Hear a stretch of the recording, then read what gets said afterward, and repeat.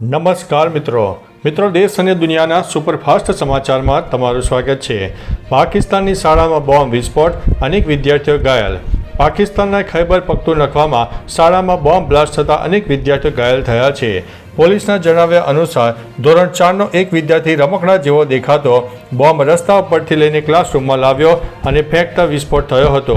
ઘાયલ વિદ્યાર્થીઓને તાત્કાલિક હોસ્પિટલમાં ખસેડવામાં આવ્યા। આ વિસ્તાર અફઘાનિસ્તાનની સરહદ પાસે હોવાથી આવા વિસ્ફોટકો બાળકો માટે વારંવાર જોખમી બની રહ્યા છે। મિત્રો, અન્ય મહત્વના સમાચારની વાત કરીએ તો પાકિસ્તાન સરહદે AK-630 એર ડિફેન્સ ગન તૈનાત થશે। ભારતીય સેનાએ પાકિસ્તાન સરહદ પર સુરક્ષા મજબૂત કરવા 6 નવી AK-630 air defence gun system ખરીદવા ટેન્ડર બહાર પાડ્યું છે। આ ગન સિસ્ટમ પ્રતિ મિનિટ 3000 રાઉન્ડ ફાયરિંગ કરવા સક્ષમ છે અને રેન્જ 4 કિલોમીટર છે। આ સિસ્ટમ ડ્રોન, રોકેટ અને મોર્ટાર જેવા હવાઈ જોખમો સામે રક્ષણ આપશે। ઓપરેશન સિંદૂર દરમિયાન વસ્તીવાળા વિસ્તારોને નિશાન બનાવ્યાના બાદ તેની જરૂરિયાત હવે અનુભવાઈ રહી છે। મિત્રો, અન્ય મહત્વના સમાચારની વાત કરીએ તો અમદાવાદમાં આરોગ્ય વિભાગના દરોડા 1133 કિલો માવો અને પનીર સીઝ કરવામાં આવ્યું છે। તહેવારોને ધ્યાનમાં રાખીને અમદાવાદ મ્યુનિસિપલ કોર્પોરેશનના આરોગ્ય વિભાગે શહેરના 334 એકમોમાં મેગા ચેકિંગ ડ્રાઈવ હાથ ધરી। આ કાર્યવાહીમાં 1133 કિલોગ્રામથી વધુ શંકાસ્પદ ખાદ્ય પદાર્થોનો જથ્થો વેચાણ અર્થે સીઝ કરવામાં આવ્યો, જેમાં માવો અને પનીરનો મોટો જથ્થો સામેલ છે। 2 એકમોને સીલ કરાયા છે અને 99ને નોટિસ અપાઈ છે। 350 કિલો અખાદ્ય પદાર્થોનો નાશ કરીને 2.41 લાખનો દંડ વસૂલવામાં આવ્યો છે। મિત્રો, અન્ય મહત્વના સમાચારની વાત કરીએ તો મોર્નિંગ વોક કરનારા સાવધાન। યુપીના ગાઝિયાબાદની સિહાની ગેટ પોલીસ સ્ટેશન વિસ્તારમાં રાકેશ માર્ગ ઉપર ક્રોસિંગ એક ગમખ્વાર અકસ્માત સર્જાયો, જ્યાં એક ઝડપથી આવી રહેલી કારની ટક્કરથી મોર્નિંગ ઉપર જઈ રહેલી 3 મહિલા અને એક પુરુષને અડફેટે લીધા। આ અકસ્માતમાં 3 મહિલા ઘટના સ્થળે મૃત્યુ પામ્યા છે અને એક પુરુષ ગંભીર રીતે ઘાયલ થયો છે। આરોપી ડ્રાઈવર અકસ્માત બાદ કાર છોડીને ભાગી ગયો હતો। હાલ પોલીસે તેની શોધ કરી છે। મિત્રો, અન્ય મહત્વના સમાચારની વાત કરીએ તો ખતરનાક ભૂકંપ 6ની તીવ્રતાનો આવ્યો। જાપાનમાં એક શક્તિશાળી ભૂકંપ આવ્યો। રિક્ટર સ્કેલ ઉપર તેની તીવ્રતા 6ની માપવામાં આવી। ભૂકંપની ઊંડાઈ 50 કિલોમીટર હતી। જાપાન હવામાન એજન્સીએ સુનામીની ચેતવણી જારી કરી નથી, છતાં ગભરાટ ફેલાયો છે। જાનહાનિના કોઈ અહેવાલ નથી। ઘણા ઘરો અને ઇમારતોમાં તિરાડો પડી ગઈ છે। મિત્રો, અન્ય મહત્વના સમાચારની વાત કરીએ તો સગીરાની છેડતી કરનાર સુખ પરના આરોપીને 1 વર્ષની કેદની સજા। માનકુવામાં 15 વર્ષીય સગીરા સાથે છેડતીના કેસમાં સુખ પરના રઘુવીરસિંહ રાઠોડને પોક્સો કોર્ટે 1 વર્ષની સખત કેદની સજા અને 30,000નો દંડ ફટકાર્યો છે। 19 ડિસેમ્બર 2024ના રોજ સગીરા સ્કૂલથી ઘરે જતી હતી, ત્યારે આરોપીએ સગીર મિત્ર સાથે એક્ટિવાથી પીછો કર્યો અને હરકતો કરી। પોલીસે તપાસ પૂર્ણ કરી છે અને 6 દસ્તાવેજી પુરાવા અને 8 સાક્ષ્યોના આધારે ચાર્જશીટ રજૂ કરી હતી। મિત્રો, અન્ય મહત્વના સમાચારની વાત કરીએ તો વકીલે યુવતી પર દુષ્કર્મ આચર્યું હતું। વડોદરામાં વકીલે કૃણાલ પરમાર સામે તેની ઓફિસમાં કામ કરતી યુવતીએ ગોરવા પોલીસ મથકે દુષ્કર્મની ફરિયાદ નોંધાવી છે।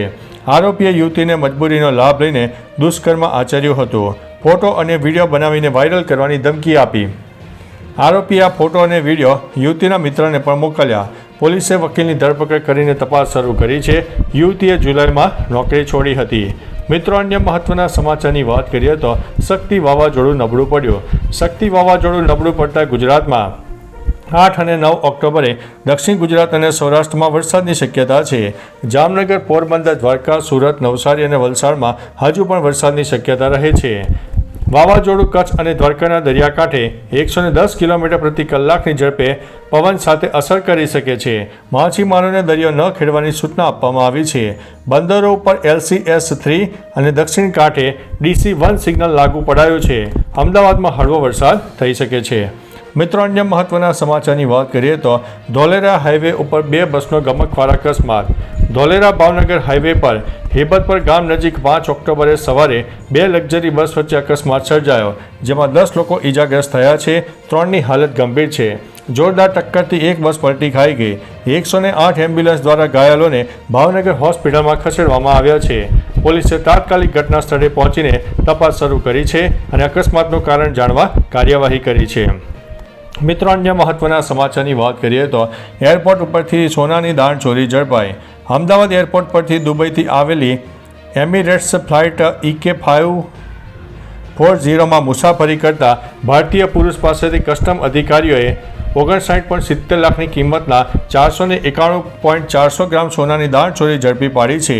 મુસાફરે જીન્સ પેન્ટના નીચલા ભાગમાં કપડાના 2 સ્તર વચ્ચે સોનાનો પાવડર અને પેસ્ટ છુપાવ્યા હતા. તપાસમાં પેસ્ટને સોનામાં રૂપાંતરિત કરીને આરોપીને પકડાયો છે. DRIની માહિતી પર આ કાર્યવાહી કરાઈ છે અને વધુ તપાસ ચાલુ છે. મિત્રો, અન્ય મહત્વના સમાચારની વાત કરીએ તો ગુજરાત બોર્ડનો મોટો નિર્ણય. ગુજરાત બોર્ડે ધોરણ 11 અને 12ના અભ્યાસક્રમમાં યોગ, સ્વાસ્થ્ય અને શારીરિક શિક્ષણને વૈકલ્પિક વિષયો તરીકે જૂથ 4માં સામેલ કરવાનો મહત્વનો નિર્ણય લીધો છે. અગાઉ આ જૂથમાં ચિત્રકલા, સંગીત, કોમ્પ્યુટર અધ્યયન અને વોકેશનલ શિક્ષણનો સમાવેશ થાય છે. આ નબળું માળખું શૈક્ષણિક વર્ષ 2026-27થી લાગુ થશે, જે વિદ્યાર્થીઓના સર્વાંગી વિકાસ માટે ઉપયોગી બનશે. મિત્રો, અન્ય મહત્વના સમાચારની વાત કરીએ તો નેપાળમાં ભારે વરસાદથી પૂરનો કહેર. નેપાળમાં પોસ્ટ મોન્સૂન વરસાદથી પૂરનું કહેર ચરમસીમાએ પહોંચ્યું છે.